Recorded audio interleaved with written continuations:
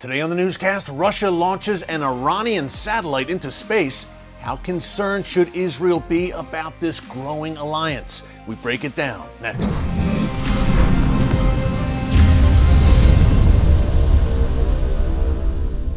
Hey folks, Erick Stakelbeck here. Welcome to the Watchman Newscast. Israel says that Operation Breaking Dawn, its just concluded military operation against Palestinian Islamic Jihad in Gaza, was a major success. That's good news, and we still have that ceasefire holding up for now on Tuesday, August 9th.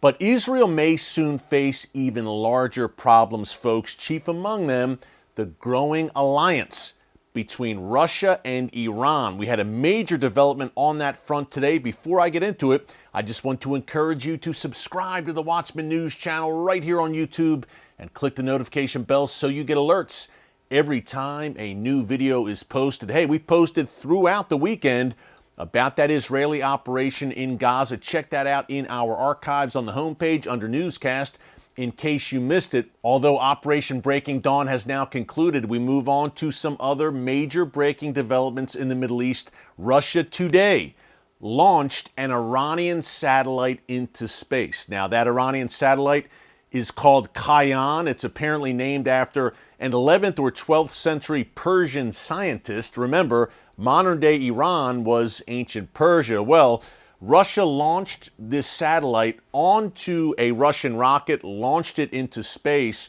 The launch actually happened in Kazakhstan, which is a former Soviet republic, but according to Russia and Iran, the launch was indeed successful. The satellite traveled into orbit.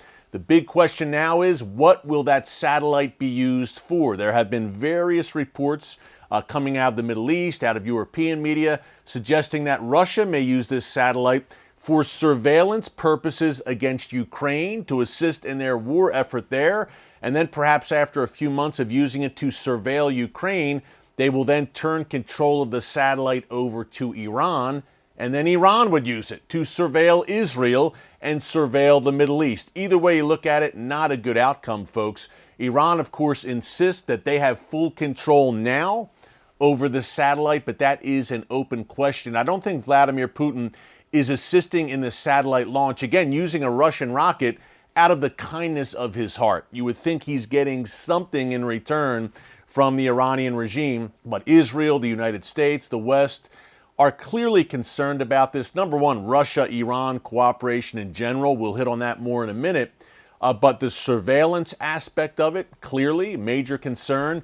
But third, and perhaps most importantly, and U.S. intelligence officials have been talking about this for years now, Iran has been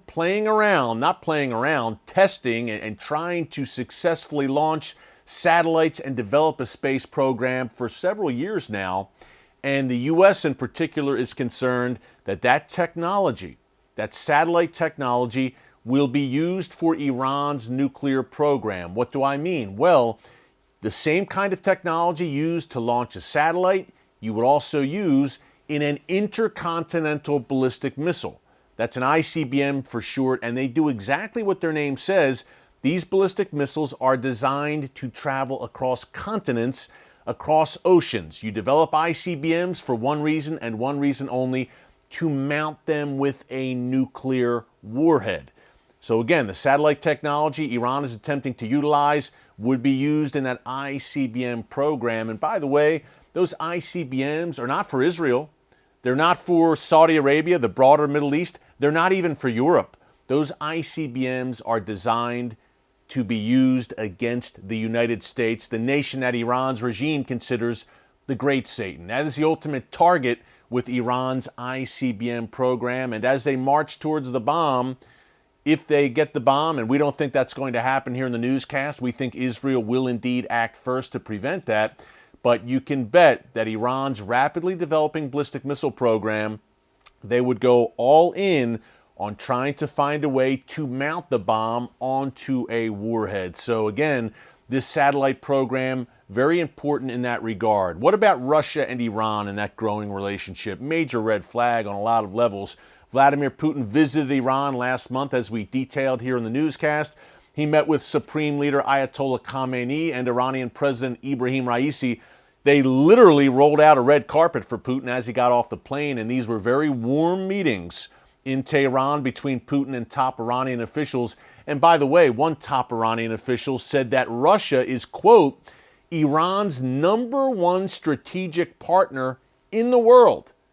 Quite a statement for an Iranian regime official to make, but that's exactly what he did. And Putin and other Russian officials have said, hey, we want closer ties with Iran. We want to broaden and deepen our ties across every area, economic, military, trade, and folks, they are doing just that.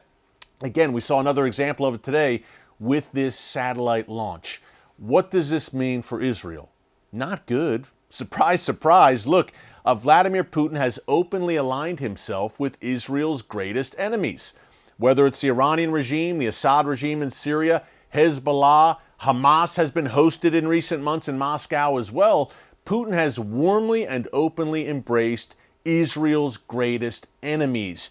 You can tell a lot about a man by the company he keeps, and the company he keeps includes the world's #1 state sponsor of terrorism, the Iranian regime, which is devoted to Israel's destruction. So needless to say, call me crazy, but I don't think Israel can put much trust in Vladimir Putin as a true friend of the Jewish state. Along those lines, as we close, Israel's President Isaac Herzog today, also major news here on the Israel-Russia front, spoke to Vladimir Putin by phone.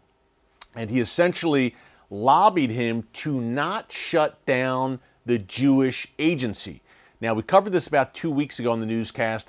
The Jewish Agency it's not an official Israeli government organization, but it is tied to the government.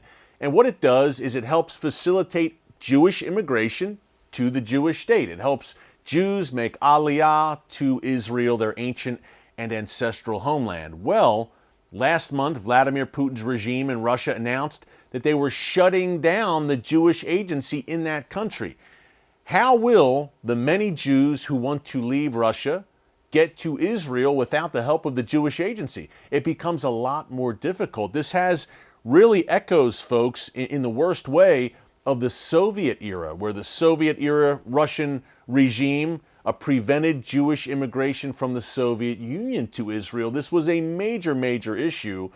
Are we seeing it again? Will the Jewish Agency be shut down? Certainly Herzog today lobbied Putin hard to keep it open, but it is another sign. It's something we're following very closely here in the newscast, and it is another sign of the unraveling relations between Israel and Russia on many fronts, where Russia, again, has thrown in its lot, thrown its weight, its support behind Israel's greatest enemies, has condemned Israeli actions in Syria, in Jerusalem, across the board. I believe this does have prophetic implications, folks. I believe a great turn, Russia turning against Israel, is eventually coming. We're already seeing it now on in the diplomatic realm for sure, but I believe Russia, that turn against Israel will become even more pronounced in the months and years to come. We are keeping a very close eye on it for sure. Keep this situation in your prayers, folks, because look, Russia is a nuclear powerhouse still. Israel is a nation the size of the state of New Jersey. Here's the good thing. Israel has the ultimate ally on its side, and that is the God of Israel, the God of Abraham, Isaac, and Jacob, so be encouraged. Hey, tomorrow, Wednesday, August 10th, live stream. We are back with a live stream between 4 and 5 p.m. Eastern Time right here on the channel. Be sure to join us live and bring your questions for our Q&A session. Until then, thanks so much for joining us today. God bless you. And remember, never hold your peace. Hey everyone, thanks for checking out the Watchman Newscast. If you enjoyed this episode and want to see more, make sure you go ahead and hit the like button, click subscribe, and tap the bell icon to turn on notifications for new Watchman Newscast episodes every weekday.